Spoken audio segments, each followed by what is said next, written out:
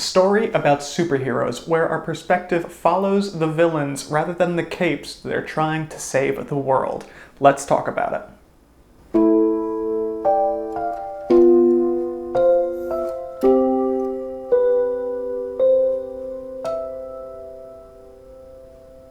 Hey everybody, welcome back to Fantasy Inc. My name is Wyeth, and today we're reviewing a fantastic series called Villain's Code, aka Forging Hephaestus. That's book 1 right there for all of y'all not in the know. And this series is by one of my favorite authors, Drew Hayes. Drew Hayes is really well known for his series Superpowers, and ironically, these series both have a lot in common, just with a difference in perspective. Whereas the first series, Superpowers, follows 5 students going through college trying to learn how to become superheroes, whereas this series actually follows the villains where they're trying to figure out what is morally gray or within the code for them to get away with. Starting out with our semi-spoiler-free review, our main character is Tori Rivas, a 23-year-old genius who has just broken into the vault of a Fortune 500 company and is on a path to try and steal plans to make her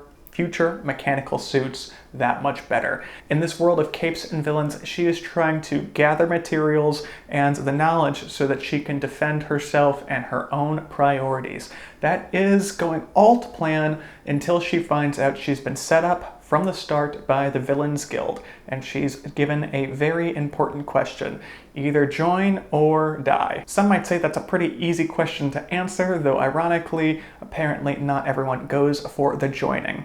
She is then inducted as an apprentice into the guild and looked after by a man known as Ivan, a regular old Joe who's been trying to raise his family for the last decade and a half and trying to stay on the straight and narrow, though he has a secret, and the reason he is in charge of this new young apprentice is because if he decides that she doesn't make the cut, he can ensure that she will no longer be walking the land of the living.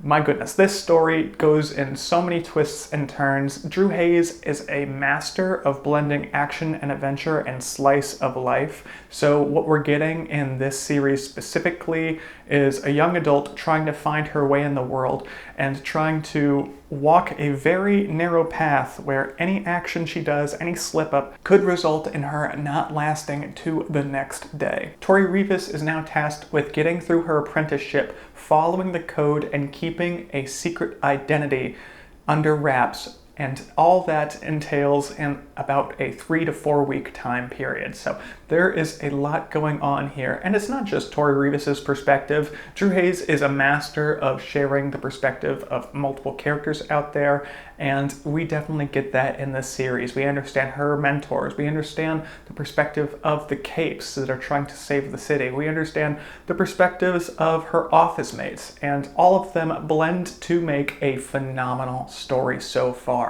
As of right now, there are 2 main books in the series so far, as well as a novella with 3 vignettes about the villain's life. Currently, I have read the 2 in the series, and ironically enough, the 3rd is coming to Audible in the next couple weeks. So I cannot wait to jump onto book 3 and devour it as fast as I possibly can. Now that y'all have a good idea about what this series is about, we're gonna go ahead and jump to the pro, giving you a couple reasons whether you should or should not pick up this series. The first pro I want to speak about is the complex characters that we get in this series, and digging more into that, the unique portrayal of the villains that we get. In this world, as you climb the ranks in power of the underworld, there are unwritten rules that need to be followed, and if you go ahead and break those rules, then the guild, the Villains Guild in this instance, will come down like a hammer on your head, and you will not be making it out of the situation. The reason they do that is to have this balance between capes and villains. In the old days of this world, we're told that, there was all-out war between supervillains and the superheroes, and they want to avoid that at all possible. So the Villains Guild was created after they were released from prison for reasons that you'll find out if you do pick up the series, and they decided to come to the table, create this guild, and try to find the gray area of being a villain. You can't go too far, but you can go just far enough. And that is where the code was created. And with that code, we actually get semi-moral villains, which allows the actual character growth to skyrocket, and we're able to see far deeper into these characters. That's not the only reason of how Drew Hayes writes their characters. That's just one aspect, but at the end of the day, once you finish reading the first book, each character you can specifically understand is fully fleshed out. And when it comes to book 2, we only get exponential growth there. Speaking about book 2 and upcoming book 3, the con for this series is going to be the long wait times in between books. To my understanding, 2020 was the year that the second book in the Villains Code series was released. And now we are in 2025, and we're finally getting the audio for book 3. I can't speak exactly when it was released with ebook or paperback, but you can understand the mindset there. There are long wait times in between the releases of these books. And that's nothing against the author himself. If you go to his website, he has a couple series that he's been working on through the years as well, so it looks like this one kind of took a back seat in priority. I know I saw a post that Drew Hayes made that he was done in 2024, but it took this long to get the narrator's schedule to line up to actually release this newest book coming out. So, there's other factors that we all can't blame on the author themselves. Drew Hayes is a phenomenal writer, and if he's going to put pen to paper, we can assume that he's going to do his best job to give us the best content he can. So keeping that in mind, it is a long wait time. So now is a good time to start the series if you haven't already, because we're about to get book 3 and I cannot wait for it in the slightest. My second and last pro is a little bit of a weird one for me, but I couldn't stop thinking about it as I was reading the second book in the series, and that is, it is a great depiction of man versus self. This is a narrative device. In each series, there has to be an antagonist to the protagonist, and a lot of times it's just, the bad guy.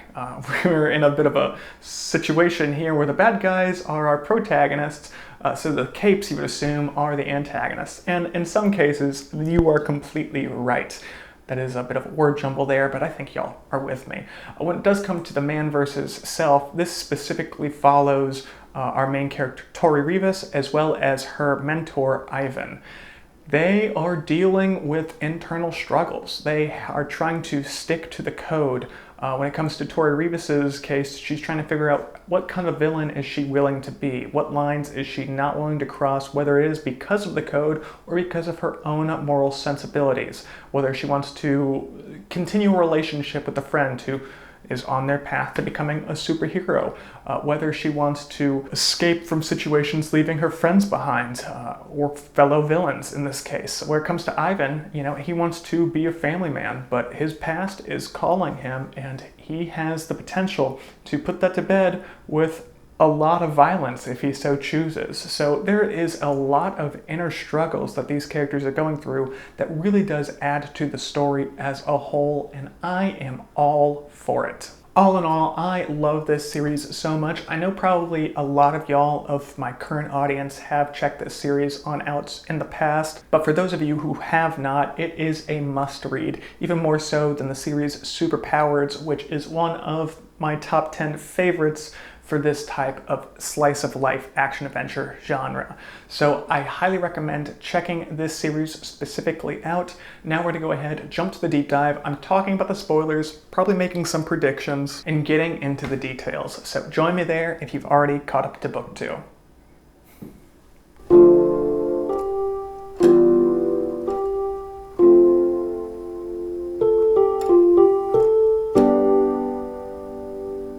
I would love to start out this deep dive by kind of talking about the differences I saw between book 1, Forging Hephaestus, and book 2, was it Bones of the Past? Something along those lines. When it comes to the pros of book 2, we definitely got a substantial more amount of character growth.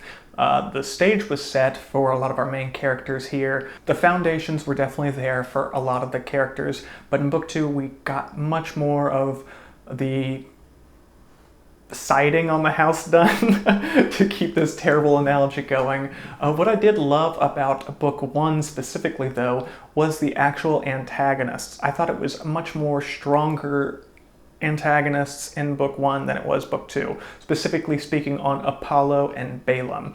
I thought that their partnership really threaded nicely throughout the series, where we have the supervillain Balaam working with the new up-and-coming star of the Capes, Apollo, and that betrayal at the end was magnificent. I was able to call Apollo as the kind of the man in the shadows, Balaam's contact, about halfway through the book, so it was threaded very nicely where it wasn't exactly obvious from the start, which I really did appreciate. Why I liked it more than book 2 from our antagonist Alfred, it seems like the only connection to Alfred and Tori Rivas was the fact that Dr. Quantum's new team has hit the scene. His drive and ambition to kind of ruin Dr. Quantum's pride was a little far-fetched for me to believe that he would go to all this effort and just try to ruin his reputation. And I don't know, he was a very good antagonist at the end of the day, but I didn't understand the pursuit of his goal.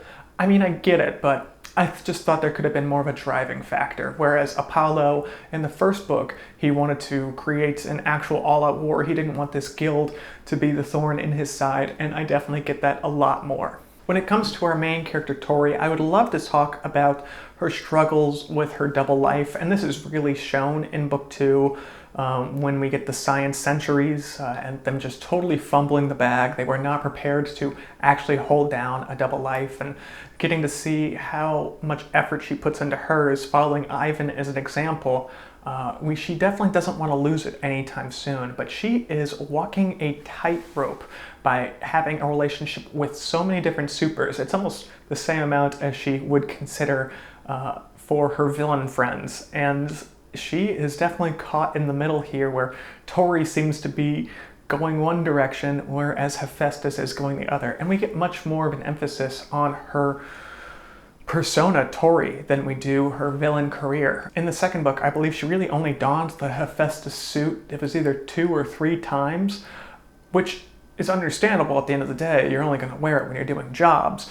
But for following a villain's life, you'd think that it would be a lot less pushing paper than it would be actually committing crimes. But I guess that is the reason for having a villain's guild. You're learning from the best. And she very much is when it comes to her mentor, Ivan.